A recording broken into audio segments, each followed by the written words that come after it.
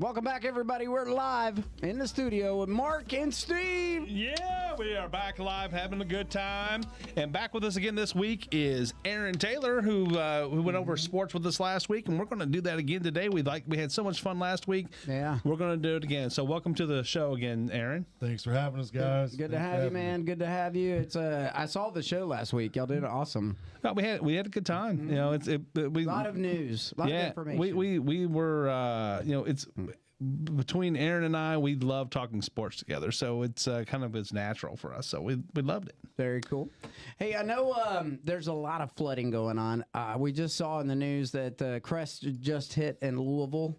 So, but around 68 feet or something like that, right? 68, like 0.9. I mean, it's pushing 69, but it's on the decline at the lower lock between us and there. So that's good. That's good. That means we're going to return to normal soon. Soon, we should start to see the decline of the flood at this point. Of course, you have to remember it hits us, and then it still has to push itself downstream. So that means it's got to crest. All the way down the Mississippi, all the way to New Orleans until it's that's it. It's out. So, but we still have a lot of water backed up between the two locks, so it's not going to happen overnight. It'll take us probably several weeks to see that go back down. I mean, we don't. Most of us don't think about it, but when the Ohio River floods, it's not just it comes up on the land, but it affects the river traffic and stops river traffic a lot, and that's commerce. That's where we get fuel and things like that. So. We were talking earlier, Aaron and I were talking earlier, and he was talking about how a lot of gas stations right now don't have gas, and we're just kind of speculating. Maybe that's part of it. They can't get the gas because a lot of gas comes up and down the river on the barges. They pump it out and they bring it over. So, that could be a big part of it. And some clean coal. And there's a lot of things. So, a lot of people are affected by those floodwaters other than just those people who are right around the river. Right. So, but that's, speaking of flood, 2 days ago, yesterday, the stock market, was flooded with buying and rose almost 3,000 points, I believe, yesterday, if I remember right. Can you believe that Bitcoin is like $80-something thousand? Yeah, but I just saw that it's 80-some thousand, but it was actually. I think it's actually about, is it 80 something again today, or is it, because it took a hit today a little bit. Yeah. Yesterday it was like 80. Yeah. You remember like 10 years ago you should have bought it. Oh my gosh, it was like $20 for a Bitcoin, and they're worth. I mean, yeah, we should have just been buying it up. But who knew though? I mean, how do you know that's what's going to happen? I don't know. That's one. How do you know? Yeah. How do you know? A few people knew. A couple. Yeah. There's at least two. There's at least two people out there that knew. Mm-hmm. But we had. And that's one of my favorite Big Bang Theory episodes is where they we did some. They saw that Bitcoin was rising, and so they said, hey, we mined some of that way back. Where is that? And it was on. They finally found the drive, and somebody had erased it, and used it for something else. And so once it's gone, man. So in April 10th, 5 years ago, it was $6,917 a Bitcoin, and as of today, it's $83,190. That's just insane. I'm sorry. Oh wait, that's hold on. Let me make sure. That's April 8th. So day. Let's see. Right now, it's saying $79,560. It's so funny that you mentioned that, because that's one of the first things I went and looked up too. Is like, okay, well, the stock market took a hit today. It was back down about 3% or so today, but it went up 7.5% yesterday. I mean, people, there's a few folks that probably got rich yesterday off of that. That's a huge spike. Of course, it's the volatility of everything with the tariffs and things like that. And speaking of tariffs, that one of the reasons that it dropped was because of that volatility and unknown. But then all of a sudden, the reason that it jumped back up was because, a lot of those tariffs were lifted or suspended, or I guess limited was the word that's being used, because I think there's still a standard 10%. But all those reciprocal tariffs have now dropped off, and they're back to just a standard 10%, except for China. And then I think part of what happened today, and I'm not a financial advisor or anything, so this is not advice, but my opinion is what happened today is that China, they retaliated with more tariffs, and so now what's happened is they retaliated and we went ahead and jumped up another 25%.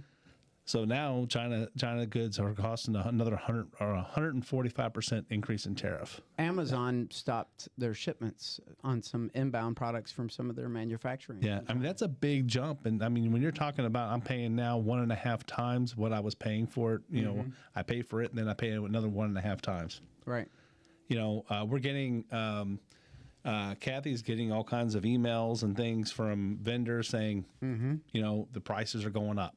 And, you know, whether it's on awards, a lot of the awards and stuff in the awards industry come from China. You know, that a lot of those are manufactured in China in bulk and shipped over here. And it's clothing manufacturers and things like that. They're kind of spread out all over.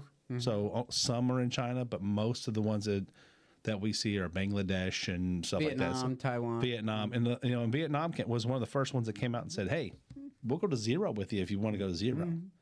Right? Israel was another one that said zero. It'd be nice if we had textiles in the United States. I think it'd be good. Yeah. You and I talked about that a while back, just offhand to say, you know, why isn't there and such. And it comes down to the labor. It costs so much. And and believe it or not, to make a T-shirt, it's one of the few industries that is almost, you can't automate it really, because a T-shirt is the way you have to hold it to sew it and move and maneuver it. It's almost, you know, they can't really get the robotics just right to do that and keep it. It requires a sensitive touch. Yeah, so they've tried doing things like adding a stiffener to the material so that'll wash out.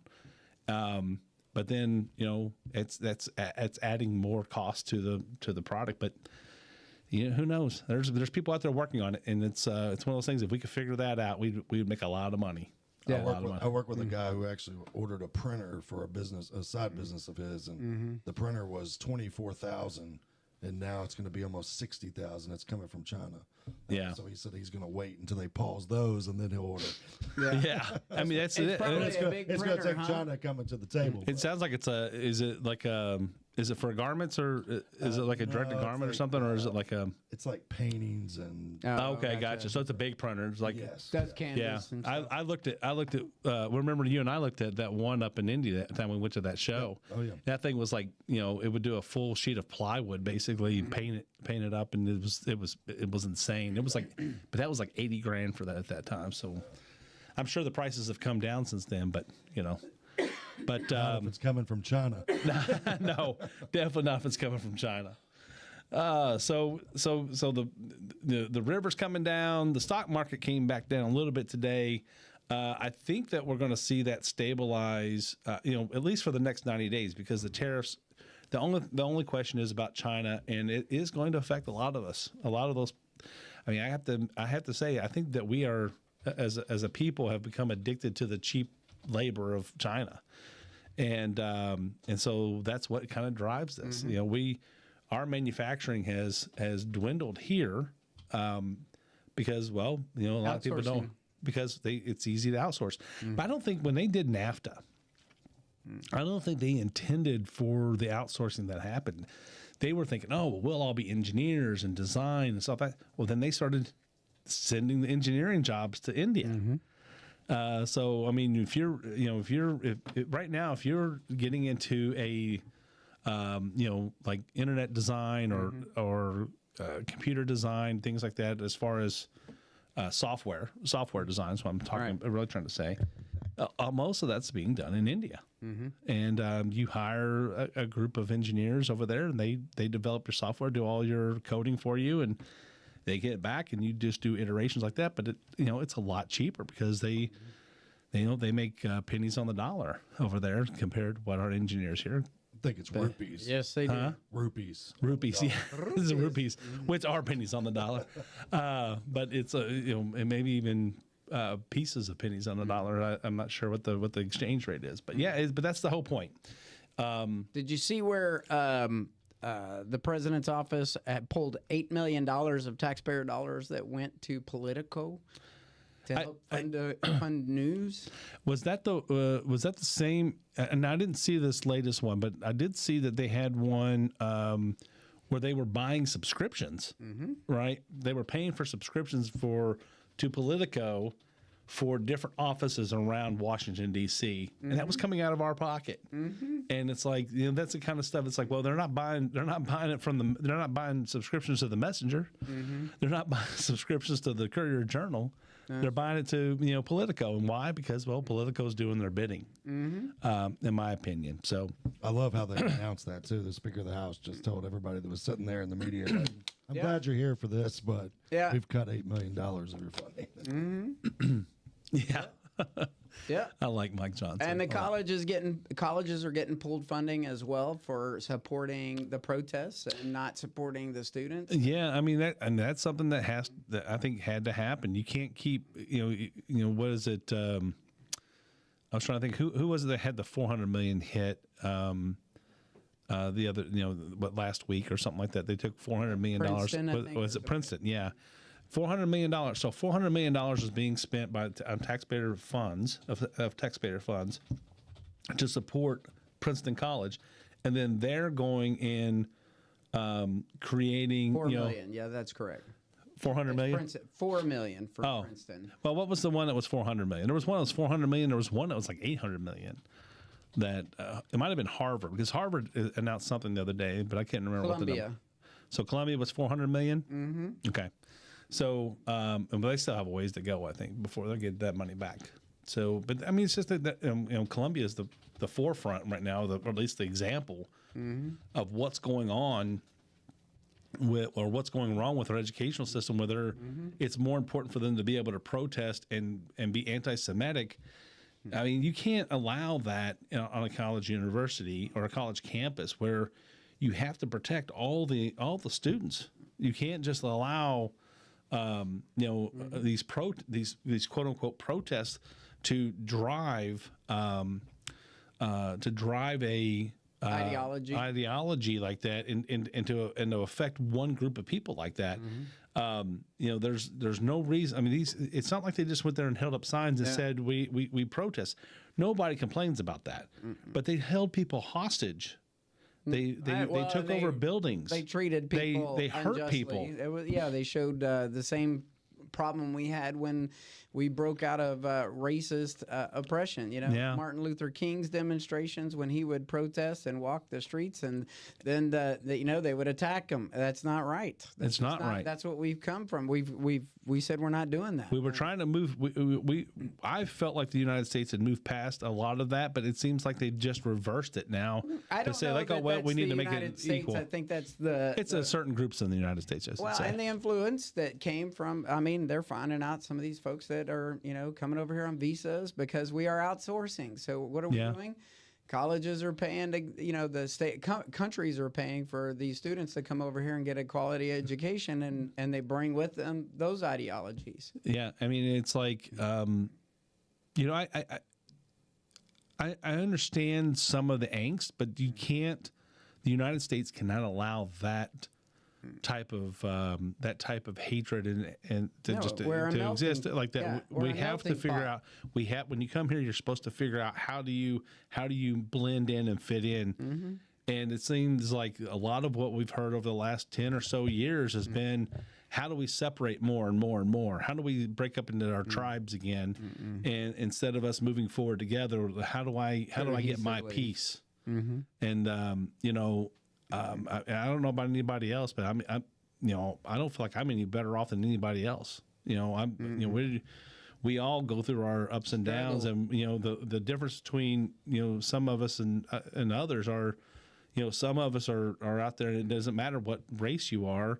If you're out there working and hustling to try to make it happen and trying to make a better life for you and your family, that's the American way. It's the attempt to make your life better. That's the American way. The American way is not, do I have stuff? That's not the American way. It's the journey to get there, not the end game. Yeah, no, I get it. Well, politics is going to be politics, but I definitely don't want to send my kids to a school where they're going to be ridiculed for a belief that they have instead of being treated as a decent human. No, I agree with that. I mean, that's something that's still going to be on the next election. Is going to be a lot of that's going to be about how do you get school choice and things like that. So boys and boys sports and girls and girls sports. And speaking of sports, that brings Aaron back into the show. So, well, again, Aaron, welcome back to the show. And I had a great time last week running down sports with you, and so we wanted to invite you back and have you, and let's do it again. Yeah, well, I think he invited me back just so that I could take the walk of shame because 0 for 2 on my NCAA championship picks. Yeah, I had Auburn and Duke, and neither one made it. Well, I had Auburn and Duke as well, I believe. I had Duke, but I lost on the other side. I had Auburn winning, and you had Duke winning, and so really we're both 0 and 2. Because neither one of us, really made it to the finals, right? So, but as a diehard Kentucky fan, hey, it's okay that Duke didn't make it. Yeah, and I was, and I was happy with the outcome. I thought it went. I thought it was great. It was a great game.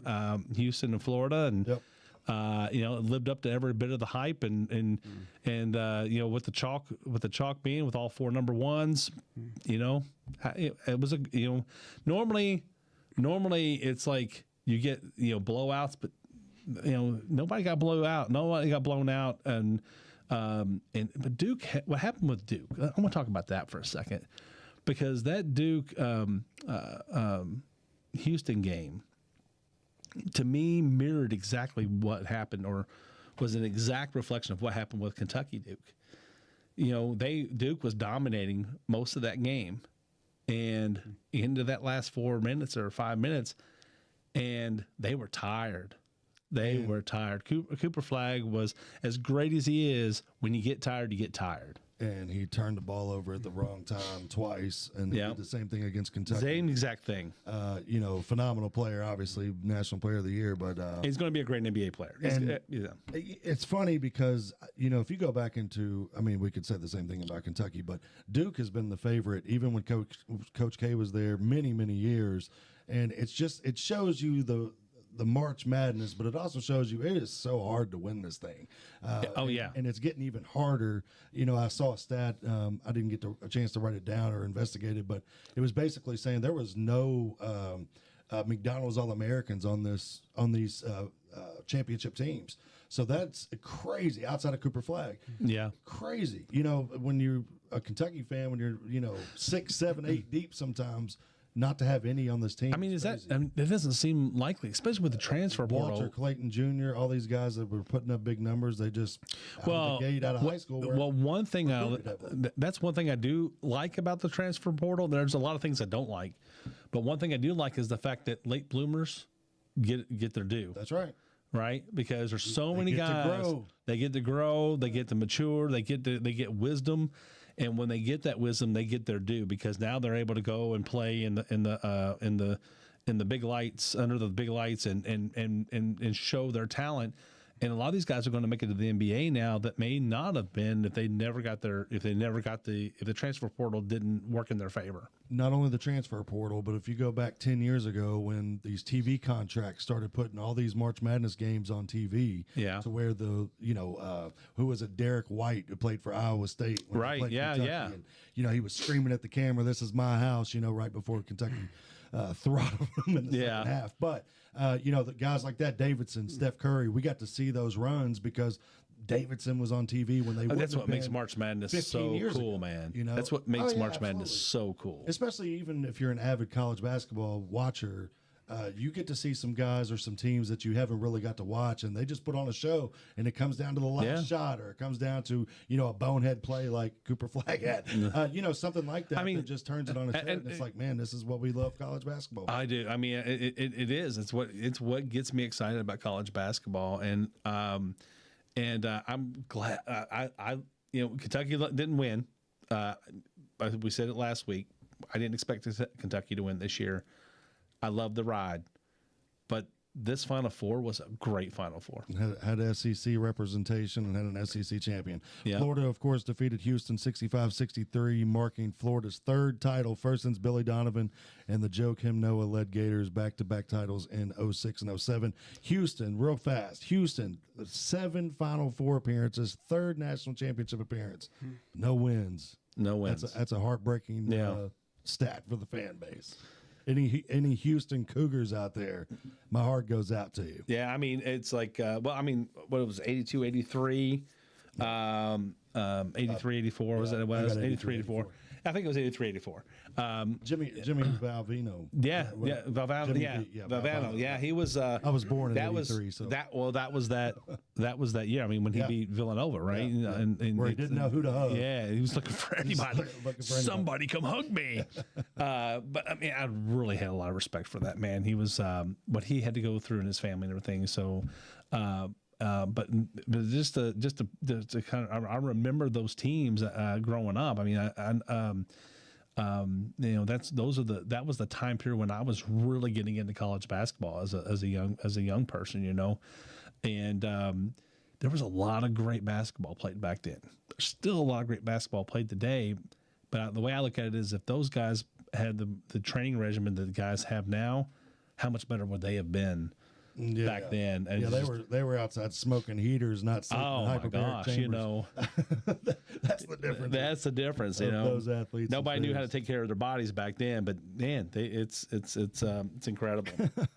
Okay, so of course, big news on the horizon. Both Louisville and Kentucky busy in the transfer portal, and of course their own recruits that they're getting. Oh yeah. But in Kentucky news, Mark Pope once again finding some stellar guys, on paper at least, that looks like they're shaping into a competitive team once again. Yeah, I agree. Jaden Quaintons is, he was that name may be familiar to a lot of the UK fans out there, because he was recruited to UK 2 years ago by Calipari, and when Calipari left, he decided to put his name into, or to reopen his recruitment, and he ended up at Arizona State.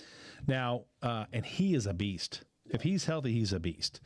The one question about him is he's had that knee injury, and he's just a few weeks into the recovery. Now they're saying his recovery is way ahead of schedule, and that was part of his recruitment. It was to talk about that and see where he was, and according to all the doctors, everything's going great, and he's going to be ready for the season, but.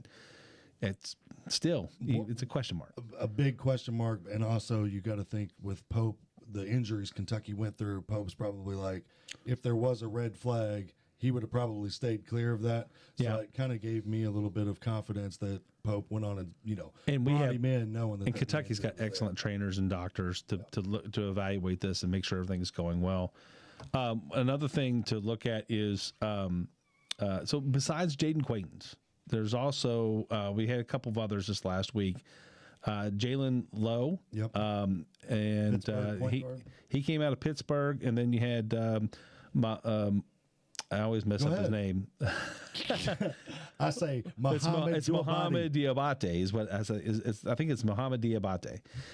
We've seen him play. He's out of Alabama, so we've seen him play. Yes. He's one of those guys that were killing us on the boards, and that's something we needed some help with. So I'm really excited about him. He's not so much a scorer, I don't think. He's more of a rim protector. He's a rim protector, yeah. Rebound grabber. And energy. He's got a lot of energy. Yeah. And then what was the last one? Was Cam Williams. Cam Williams. Yeah, he was the first one that came in, and kind of got everything rolling. When Cam Williams came in, everybody was starting to say, "Well, what's wrong with Kentucky? They can't get anybody in the transfer portal." And man, what a difference a week makes. Yeah, and if you remember last year, I mean, it was all the way up the last day, maybe the day before, and here it was like, who are we going to put on the floor? And then we had a full roster. So, it can drop at any time. I do want to point out Jalen Lowe, though. I don't know if you got a chance to kind of look at his game. I did not get a lot to look at. Last week, I wanted to talk about him because I thought, according to a lot of multiple reports, I saw that Jalen Lowe was a top priority. But this guy's a point guard. He averaged 19 points per game, 6 assists per game, 4.5 rebounds per game, low turnover ratio. And this looks like the type of point guard that Pope likes because he's a leader on the floor as well. Great attitude. Yeah. And if you can say anything about the team, He's 6'2", right? I think he's 6'2". I think so. 6'2", 6'3". About 180 pounds or something like And that. I think that Point guard size. Point guard size, at least 1995 point guard size. Yeah. Ben Simmons, I guess, is considered a point guard today. Yeah, but anyway, that's true. But if you look at it, I think like the attitude of Kentucky. I love the players that we had because they had that pride that we talked about last week. That want to be here. Kind of sad to leave, not just sitting there looking at the draft stock. And I think that's the kind of guy we got with Jalen because he transferred. Still 3 years of college eligibility. Yeah. He's still new. He's still new, and he's athletic, and I think that he's going to really fit into Mark Pope's scheme. But he's got a little bit of competition there. Yep. I mean, there are other guards coming in, but I think he's got the kind of like the lead right now as far as being the starting point guard for Kentucky next year. You've got, but also the other, we have freshmen coming in too. Right. So run those down for us. Jasper Johnson, 6'4", 175-pound guard from Lexington. He's going to be joining the another homeboy. Another homeboy, and then you've got Malachi Marino. He's actually from Georgetown, right next door. 6'11", 230 pounds. Yep. I've heard nothing but people raving about this guy's athleticism. Can jump out of the gym. Is going to be a defensive anchor for sure. And then a Caden Lewis, 6'2". Now this one was kind of odd to me. So he and Jalen Lowe are similar sizes and very similar athletes. And that's exactly what I was going to say. When I saw that we signed them, it was like, oh my gosh, we got kind of mirror images. They're twins, in a lot of ways. If you notice, or if you can think back. If we just had more depth at the point guard position, Kentucky would have been a lot better off. Well, I mean, really injury bug killed us. Jackson Robinson went down. Injury bug killed us. Jackson Robinson went down. Lamont Butler was hurt. Yeah. And then, of course, our backup, it was supposed to be Lamont Butler is our point guard, and his backup was supposed to be Jackson Robinson and Kerr Kriisa. And which it's again, I told you last week, it saddens me that Kerr Kriisa's left. It's a bummer, but Bearcat. Oh my gosh, right up the river. Have fun. But I wish him well. I love that kid. He had I'm so petty. You can't be. But I mean, I love the energy that it brought and stuff, and the fact that he was so excitable on the court. I don't think he was a great player. But I think he was definitely serviceable as a backup, and they played good enough defense. I thought that he earned that backup spot pretty well. He wasn't going to be the stopper that Lamont Butler is, because you can even see it back then that the way Lamont Butler would come in and shut down another point guard or another guard. But they played a lot slower when he was in the game, and then Kerr Kriisa come in and it's push. Yeah. Well, so you had one that was done through defense, and the other's done. We hold the other team by pushing offense, and so it was a kind of a cool 1-2 punch. That's what I enjoyed about it, up until he got hurt, of course. And that play was a freak play that he got hurt on. It was just so weird. It's just a misstep or something, and then you're done for the year. Yeah, and it looked like, to me, it wasn't like it was going to be season ending, and then no, I mean they didn't think so. They thought it was like 4 to 6 weeks. Same thing with Robinson's wrist. Yeah. Robinson's wrist was the one that got me. But according to reports by Matt Jones, this KSR, Kentucky will be involved with Sam Houston State guard Lamar Wilkerson. Now this one here. This could be finalized today, tomorrow. I think the transfer portal closes the 22nd. Or is it earlier than that? Should I? I want to say the 18th. We don't know the answer to. Yeah, maybe not. But I was thinking it was the 18th, but maybe it is the 22nd. Well, regardless, it's going to be closing soon. We got 2-3 weeks, whatever, right before the NFL draft. I know that's when it's going to end. But Lamar Wilkerson, 6'5" guard. He 20.5 points per game from 47% from the floor, and just under 45 from three. I mean, he is the guy. He is a missing piece for us. Absolutely. As good as we shot the ball this year from three, I mean, we had some lulls. Don't get me wrong, but we still shot the ball pretty well as a team. And but we're losing a lot of that. A lot of those guys, Brea's gone. Andrew Carr's gone. So you can look. Most of our 3-point shooting is gone. Now we do retain. I mean, I think Owe is going to be a huge. Owe is going to be huge coming back for us. That's a big deal.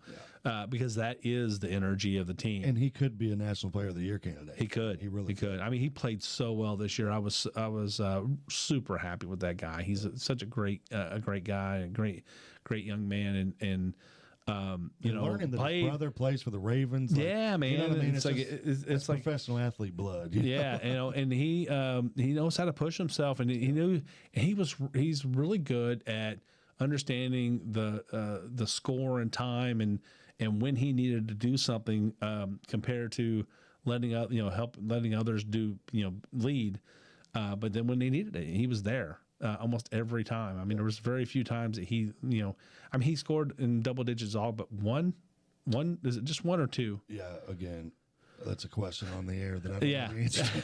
I think it was just one or two times he didn't score in double digits. Trying to put me on the spot. Well, the big thing about it too was I always, the one thing that I thought Kentucky was missing was that guy that could go get a bucket by himself. The team struggling, put the ball on the floor, ISO guy. This is what this Lamar Wilkerson brings to the table. Yeah, he can put the ball on the floor, get to the cup, outside shooter. Plus, he's a good finder. And he'll be another good one to complement with Owe. And if you put him in there with my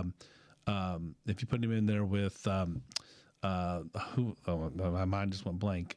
If you get him in there with the what was his name? The other Wildcats. If you put them on the floor with Wildcats, we're going to score. Coached by Pope. Sorry, I was trying to remember the other name we just talked about.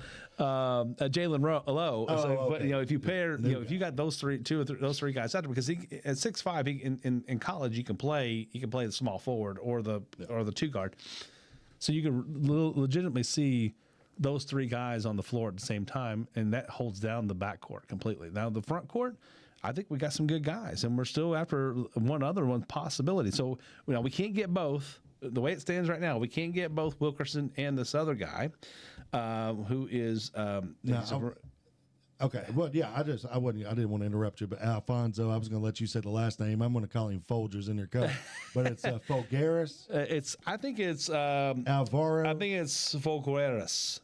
See, that's Dora the Explorer right there for it. Alvaro, I'm going to stick to that. Listen, let me take you on a journey. Yeah. The great thing that Mark Pope's offense had last year, and I'm going to miss him terribly, even though he should have learned how to dunk the ball. But Amari Williams. Yes. Amari Williams was such a good find in the transfer portal. I think we kind of took him Tremendous for granted. passer. Tremendous passer, brought the ball up the floor, was able to kind of see the floor and be able to facilitate as a big man. Yeah. It created so many different mismatches. It got Kobe Bryant loose on screens and things like that. It was really fun to watch and really fun to see. And this guy here, Folgaris, Folgers, Alfonso, Alfizarazo. Let's call him AF. Listen, I know everybody's excited about the Lamar Wilkerson because I listened to it all day yesterday. People are really excited about him. I really would not be sad if this is the guy we go to. This guy's got good size. He's from Robert Morris, Horizon League Player of the Year. Yep. And listen to these stats, man. 14 points a game, 55% shooting from the floor, 41% from deep. I mean, that's for a big man. For a big man, Garrison, he tried to kind of work in the three-pointer especially towards the end of the season. Garrison was serviceable as serviceable, but Pope said, he'll work on it. So who knows? He might turn into a sharpshooter. He's back. So, but this guy, 41% from three, 9 rebounds, 3 assists per game. Now remember, this isn't the NBA where they're playing 48 minutes. Right. This is 2 college halves, 40 minutes. For a big man to average 3 assists a game, that's fantastic. I mean, these stats are very similar to what you saw from Amari Williams, probably around that 9-10 point mark per game. His rebounds were probably a little bit under this. I don't think Amari Williams was as strong a rebounder as he could have been. But he, as a passer, man, for a big man, he was, and the thing is I don't know if Amari Williams was a great passer before he came to Kentucky or if Mark Pope made him a great passer, because it's one thing that Mark Pope emphasizes for the big men. We're going to see that from now on. The big men have to be able to pass the ball, and so they work on it. So I think that it was, he obviously have to have a good eye. but you can be trained into being a good passer. And I think that the if you take this coming in, couple that with Mark Pope and his system, man, this could be really big. It sounds like this guy may have a head start on learning how to pass. Yeah, you know what I'm saying? yeah, exactly. No, I mean, absolutely. It's we're in agreement. So that's what I'm excited about. Real quick before we switch gears, Louisville, Pat Kelsey sounds like he may be getting a contract extension. I don't know if you saw this or not. He's making about $2.5 million, so he's really struggling. Yeah, the eggs prices and stuff like that, it's killing him. Well, I mean, they have like an unlimited NIL budget over there, so they can afford to pay their coach a little bit more. They're going to have to put gas in their coach's car because he had a phenomenal first season. Of course, after coming off the 2 years that Louisville had previous, this was like they had just hired. Yeah, this is candy. Yeah, so but they signed a 5-star recruit. I saw a way too early projection. They have Louisville listed at number 5. I saw that. That. So little brother, making noise. Well, I mean, they had him making noise this year. We still were able to take care of business there, take care of business, and they were fighting it out in the ACC. And the ACC was down though. I mean that's why Louisville didn't have whether they ended up a 9 seed or an 8 seed. That's why they didn't. And then of course when they look what happened in the tournament. Yeah, but you had Duke, Clemson, and Louisville. It was like a 3-headed monster. And they were whipping everybody else, but there were no quad 1 wins. Yeah. Outside of that, that's why their resume didn't look as tight, and why Kentucky's resume looked better because there were quad 1 wins and games all over the place in the SEC this year. Almost every time you played, it was a quad 1. Yeah, I compared it to the SEC football schedule. I mean, it's really about the same thing. You were playing a ranked team every week. All right, so last thing I want to get to just real fast. And this one interests me. This one interests me too because I love the game of baseball. Yeah, I love it. Played it as a kid. It was one of the first sports I ever learned to play. I played multiple sports, but tossing ball is easy. Do it anywhere. I was an Oakland A. I played for the A's, so I was an Oakland A's guy. Loved Jose Canseco and Ricky Henderson. I'm 7-8 years old and watching the Bass Brothers. So this interested me. The New York Yankees, actually, we were together. We were driving around, and I was in your truck, and I said, man, the Yankees just hit 9 home runs in the game. You remember this, right? Yeah, I remember. We were talking just a couple weeks ago. And I said, it didn't really register to me because I didn't know anything about this. But they're called torpedo bats. They've now used a different bat. Now, what's interesting, I always got told that being a Yankees fan is like going to a casino and rooting for the dealer. So let me preface that with that. But this was actually designed by Aaron Leonard, a former Yankees analyst. So that just, when I read this, I thought, wow, we've got, former Yankees employees now building bats. But anyway, so the torpedo bat, I'll take you through this. So what it is it's kind of designed to where the shaft or the shift of all the mass goes from the end of the barrel towards the center. So basically you're making the sweet spot bigger. Yeah, it's I would describe it as, and I've seen this described as because they're called torpedo bats, but they're also called bowling pin bats. Bowling pin bats, yeah. Yeah, so because it's shaped, the end of it is shaped like a bowling pin, more like the what they call those. There's a specific bowling pin. It's a real thin bowling pin. I can't remember what it's called now, but it's a different type of bowling game. But this reminds me of just to kind of describe it, if for you golfers out there, it's almost looks like they're taking the same concept that's in your driver where you have the big face, and they've taken the driver and instead of having the flat driver, they've rounded the face. It's rounded in both directions. Well, the bat is already rounded in one direction, so they just now have rounded the other direction.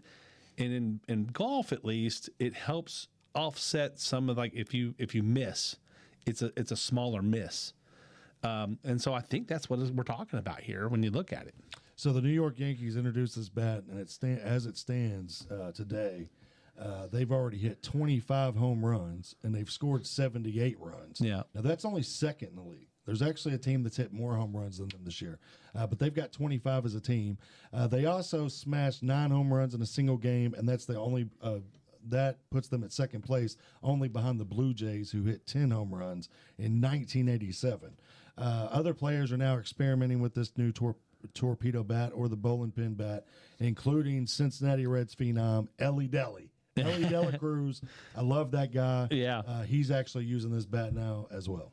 Yeah, I have not seen I haven't seen a game with him play. It's been a little bit tough for me to catch Reds games this year, so I'm excited to see how this works. I mean, you know, there hasn't been a huge innovation in baseball bats, and you know, probably since they went to, you know, been, I mean, at least 100 years. Yeah. I mean, other than the material it's made out of, as far as whether it's an ash wood or maple wood or hickory or what have you.